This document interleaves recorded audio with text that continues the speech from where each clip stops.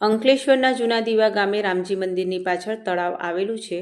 આ તળાવમાં ભારે વરસાદના કારણે આમળા ખાડીનું પ્રદૂષિત પાણી ભળી ગયું હતું. આમળા ખાડીનું પ્રદૂષિત પાણી તળાવમાં ભળતા અસંખ્ય માછલાઓ સહિત અન્ય જળચર પ્રાણીઓના મોત નીપજ્યા હતા.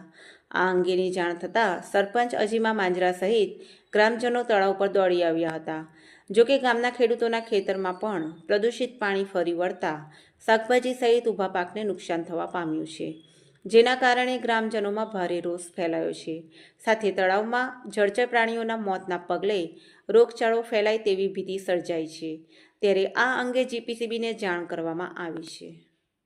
હું જૂના દીવા ગામની સરપંચ અઝીમા ઇબ્રાહીમ માંજરા.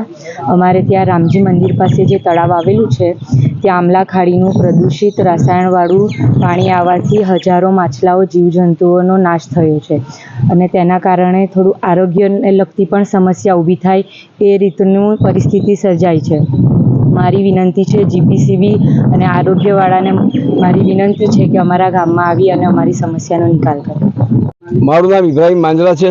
હું દીવા ગામનો ખેડૂત છું. ગઈકાલે વરસાદના પાણીની સાથે આમળા ખાડીનું કેમિકલયુક્ત પાણી જે જીઆઈડીસીએ વરસાદ પડે એટલે આ પાણી લોકો છોડી દે અને એ પાણી અત્યારે અમારે ત્યાં તળાવમાં આવ્યું.